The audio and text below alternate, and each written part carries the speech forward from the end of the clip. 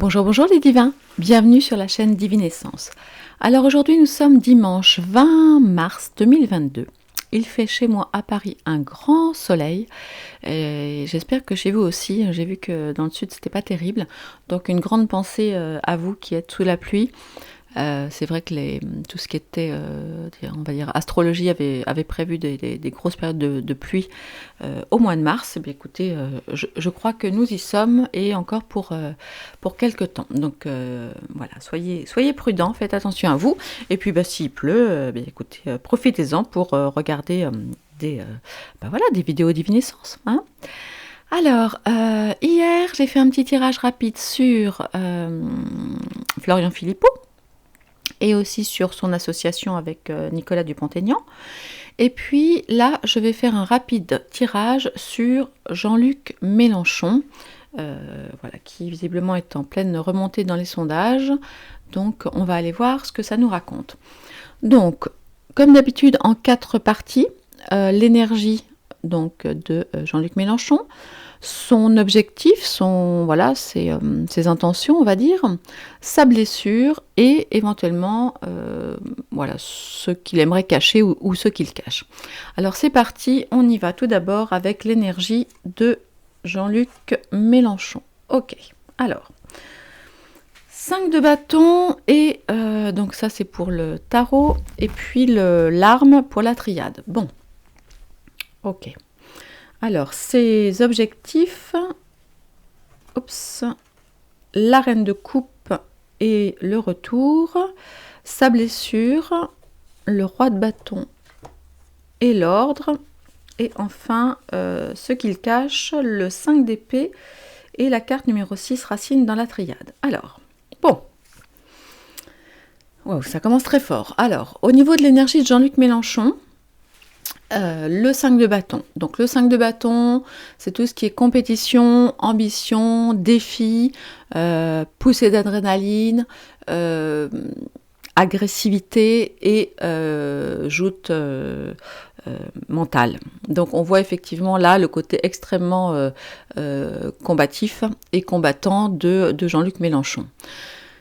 Alors, c'est assez incroyable. Donc cette carte est doublée donc de la carte de l'arme dans la triade.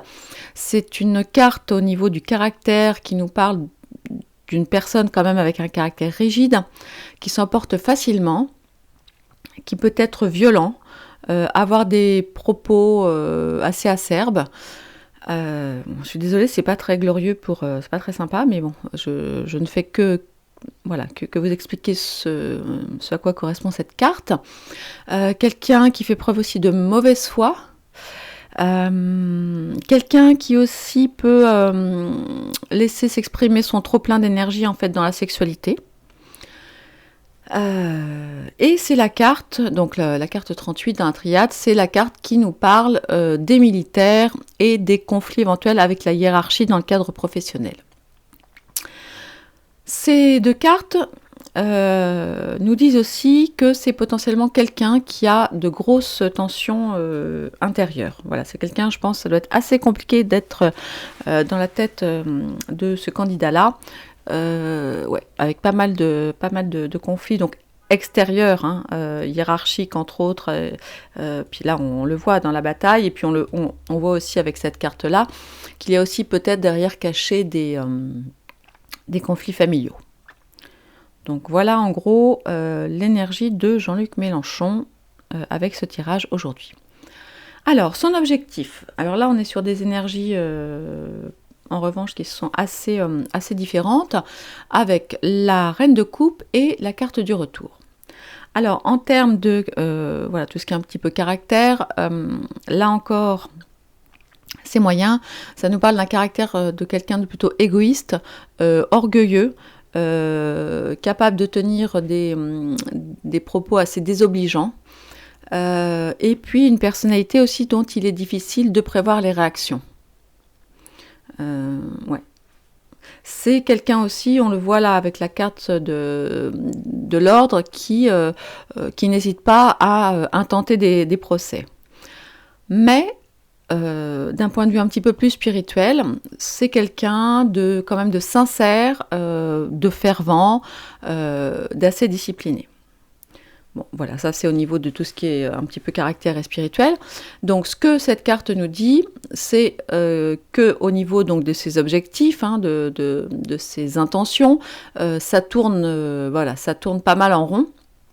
Et donc là, le conseil de la carte pour Jean-Luc Mélenchon, s'il regarde cette vidéo, ce serait vraiment de changer radicalement, parce que là, il a vraiment un côté hyper cyclotimique qui est assez difficile à supporter pour son entourage, et de fait, j'imagine aussi pour les gens qui pourraient aimer ses idées, mais être un petit peu plus refroidi, on va dire, sur sa personnalité et son caractère vraiment assez imprévisible.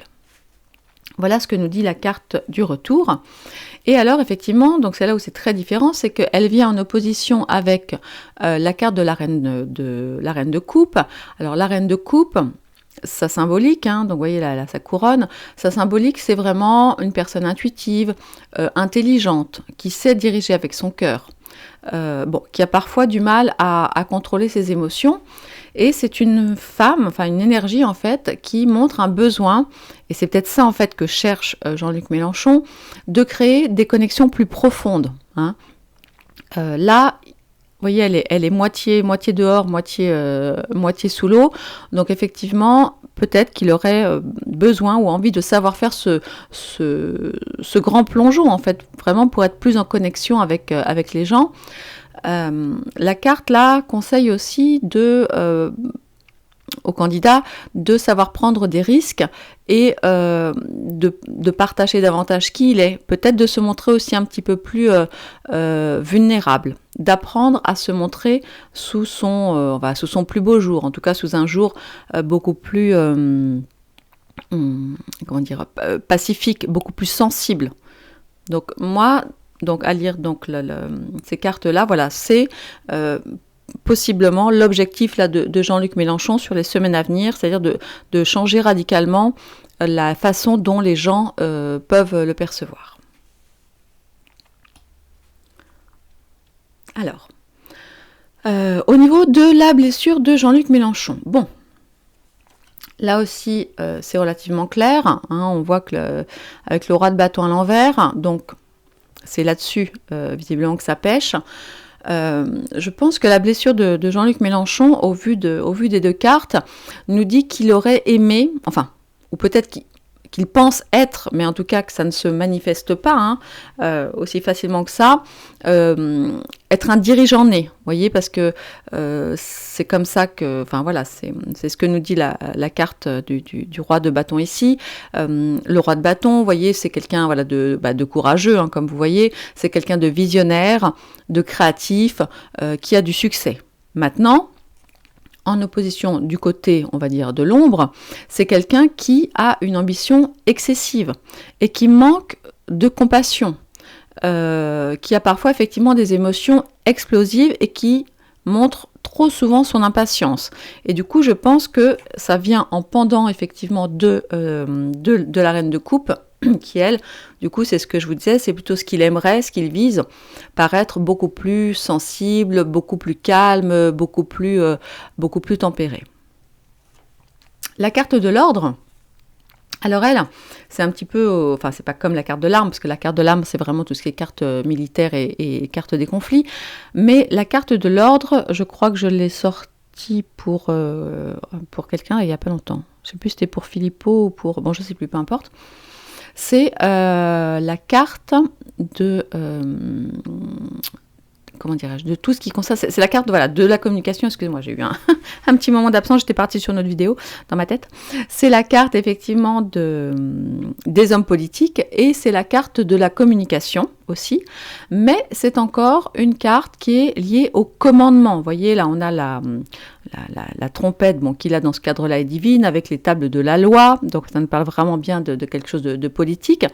Mais en termes de caractère, là, on est plutôt sur, encore une fois, un caractère ferme, autoritaire, qui aime régir son monde et qui surtout déteste se sentir déstabilisé. Contrairement effectivement à quelqu'un comme la reine de coupe, qui doit, enfin en tout cas qui elle sait se montrer plus vulnérable de façon à vraiment atteindre le cœur des gens en fait, parce que reine de coupe c'est l'équivalent, enfin voilà, c'est tout ce qui nous parle de cœur, d'émotion et de ce genre de choses. Donc là, c'est difficile pour lui parce que, pardon, parce que en fait c'est difficile pour lui dès qu'il n'arrive plus à contrôler, vous voyez. Voilà, donc ça c'est quand même voilà sa blessure.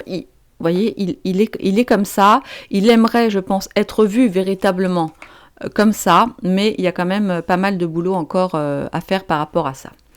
Ce que lui conseillent les cartes, là, par rapport donc à la carte racine, avec ces cartes-là, ça nous parle, et donc celle-là, donc ça nous parle d'un besoin de repères, et puis aussi de prendre du recul, hein, c'est ce que nous dit aussi la carte du retour, de prendre du recul pour faire le point. Je vais la remettre comme elle était là tout à l'heure. Alors, qu'est-ce que pourrait bien nous cacher Jean-Luc Mélenchon? Alors, quelque chose qu'il peut nous cacher à nous, mais peut-être quelque chose qu'il ne sait pas lui-même, hein, ok? Donc, le 5 d'épée à l'envers et la carte racine. Alors, le 5 d'épée, je vais vous le montrer. Attendez, est-ce que vous voyez bien là? Non, vous ne voyez pas. Je vais vous la montrer, voilà, je vous la rapproche. Bon, c'est un petit côté, c'est vrai que ça ressemble un petit peu à Mélenchon avec tous ses cheveux là. Alors, la carte du 5 d'épée, elle nous parle on va dire, du résultat de conflits en fait. De choses qui ont été perdues. Vous voyez là, en fait, il se retrouve un petit peu tout seul. Il se demande comment tout ça c'est possible, parce que son objectif, effectivement, c'était de surfer sur la vague et de monter comme ça. Mais en fait, il voit bien que c'est très compliqué pour lui. Donc, il se demande un petit peu comment il en est arrivé là. Et il faut savoir qu'en fait, en général, sur le 5 d'épée, ce que ça nous dit, c'est que la personne, en fait, aurait pu tirer injustement profit d'une situation. Voilà. Donc, est-ce qu'effectivement c'est là qu'il en est aujourd'hui? Est-ce qu'il y a quelque chose par rapport à ça? C'est possible. Et en fait, là, il y a donc par rapport une difficulté, une prise de tête par rapport à son objectif qui est vraiment de gagner à tout prix. Donc là, c'est ce qu'il veut éviter de faire, hein, d'accord, parce qu'on le voit dans ce sens-là. Donc on imagine que c'est ce qu'il veut éviter de faire, mais c'est une carte qui nous parle de stratégie déloyale. Ouais, c'est un petit peu ça. Et en fait, là, ce que la carte lui dit, c'est, écoute, tout ce que tu apprends te fait avancer. Donc appuie-toi sur tes échecs. Tu as peur de l'échec, mais appuie-toi sur tes échecs. Il est important de bâtir en fait toutes tes fondations sur tes expériences. Et puis le message de la carte aussi dit que si on ne joue pas avec intégrité, la victoire pourrait nous faire en fait reculer au lieu d'avancer. Donc là, c'est vraiment quelque chose de très important pour le message donc de Mélenchon. Il est vraiment essentiel qu'il soit d'une intégrité claire et nette, parce que sinon ça pourrait lui revenir et ce serait vraiment pas terrible. Et donc là, c'est ce qu'on disait tout à l'heure avec prendre du recul, retrouver ses repères, etc. Il est important par rapport à tout ça, à ces angoisses de perdre, à ces angoisses de ne pas gagner, à ces questions sur est-ce que je la joue vraiment à la loyale ou pas, enfin bon, et puis qu'est-ce que j'ai appris du passé, de mes erreurs, vous voyez, parce que rien n'est perdu, vous voyez, effectivement il est encore soutenu par un de ces oiseaux, mais en fait les autres par contre sont partis, et pendant ce temps-là les autres continuent à avancer et à surfer, voire même à monter en haut de la montagne. Donc pour lui c'est quand même assez compliqué, bien qu'il soit dans un mouvement ascendant, hein, c'est ce qu'on voit ces derniers jours. La carte racine, donc là on y voit l'arbre des séphirotes, hein, avec les différents, c'est quoi, c'est un peu comme les chakras si vous voulez, enfin c'est pas tout à fait ça, mais bon, je vous expliquerai l'arbre des séphirotes une autre fois. Mais c'est, en fait là vous voyez l'arbre il est avancé, en fait ce que ça dit c'est que, en fait tout, tout finalement part de la racine et que finalement le ciel, le côté un petit peu divin, en fait part de la racine finalement. Donc la carte donc numéro 6, donc de l'arbre des séphirotes, donc est donc une tradition kabbalistique, nous dit que effectivement là il a un souci, donc ce qu'il cache peut-être, c'est tout ce qui concerne en fait quelque chose lié à ses origines, à la base, à tout ce qui est fondation. Et ce que ça nous dit aussi, c'est qu'il a tendance à se complaire dans le passé. Il a un petit côté vieux jeu. Et puis, en termes de caractère aussi, ça nous parle d'une personne franche, mais attention, une fois de plus, on en revient aux cartes d'avant. C'est une personne qui peut être dure et cassante, vous voyez. Et comme je vous le disais, c'est quelqu'un d'assez vieux jeu et qui est aussi quand même très structuré. Hein. Bon, on le voit bien aussi, hein, quand même dans son discours et dans sa façon de communiquer. Donc il a quand même des a priori et encore certains tabous en tout cas. C'est ce que la carte nous dit. Donc voilà. Et puis quoi d'autre? Ah bah oui, on n'a pas vu. Ok. Les dos de deck, oups. Ah bah ok, bon écoutez, la roue de fortune, donc la roue et la porte. Bon, mais ce sont plutôt des cartes intéressantes hein, pour Jean-Luc Mélenchon, puisque ça nous parle effectivement donc d'une ouverture possible, peut-être avec le soutien de personnes ou d'un groupe de personnes, mais dans tous les cas, là, ça nous dit bien que par rapport à Jean-Luc Mélenchon, donc un changement s'annonce. Alors on ne sait pas encore s'il va être positif ou négatif, hein, parce que ça va aussi dépendre, vous voyez là, il y a vraiment une histoire d'équilibre, donc ça peut pencher d'un côté comme de l'autre, hein, et puis c'est pareil, hein, c'est comme la porte, en fait, de l'autre côté tu as la rose ou la bombe, hein, tu peux un petit peu, voilà. En tout cas, il est clair que Jean-Luc Mélenchon est dans une grosse période de changement, on peut même dire qu'il est, à mon avis, à un moment charnière vraiment de sa carrière politique. Voilà ce que je pouvais vous dire sur Jean-Luc Mélenchon. Alors une fois de plus, alors c'est drôle parce que j'ai vu une petite vidéo, n'importe quoi, un petit commentaire là il y a quelques minutes, disant ah oui c'est dommage que vous preniez parti, vous invitez à voter pour Mélenchon, etc. Non, alors je n'invite rien du tout. Il y a une chose si par contre que vraiment que je vous invite à faire, quoi qu'il arrive, c'est à aller voter. Parce que si on veut effectivement le départ de Macron et qu'on ne veut pas qu'un Macron bis arrive, eh bien il va falloir voter très très utile dès le premier tour. Donc voter très utile, ça veut dire voter parmi, on va dire, il y a 5 candidats en gros qui ont des chances d'être au deuxième tour. Hein. Voilà, Macron, Le Pen, je compte Macron, Le Pen, Zemmour, Pécresse et Mélenchon. Voilà. Donc voilà, après moi j'ai mon avis sur la question, donc, mais surtout je vous en prie, même si vous n'avez pas envie, allez voter. Chaque voix ou chaque vote blanc ou je ne sais pas quoi sera une voix pour le président en place, hein, parce que c'est toujours comme ça que ça se passe. Allez voter, restez dans les bureaux de vote le soir, allez dépouiller, prenez 2 heures de votre temps, restez, prenez en photo tout ce qui est tous les résultats de votre bureau de vote. C'est extrêmement important parce qu'on soupçonne la fraude. Et si on s'est fait avoir en 2017, eh bien on ne se fera pas avoir en 2022. Voilà, écoutez, merci beaucoup, merci de partager cette vidéo, merci de liker, merci de vous abonner, d'activer la petite cloche. Et puis, je vais avoir une belle annonce là à faire. J'espère avoir le temps de m'occuper de ça cet après-midi et de vous retrouver aux alentours de 21h parce que j'ai vraiment envie de vous partager quelque chose qui me semble très, très, très important. Voilà les divins, je vous embrasse très fort et je vous dis à ce soir. Au revoir.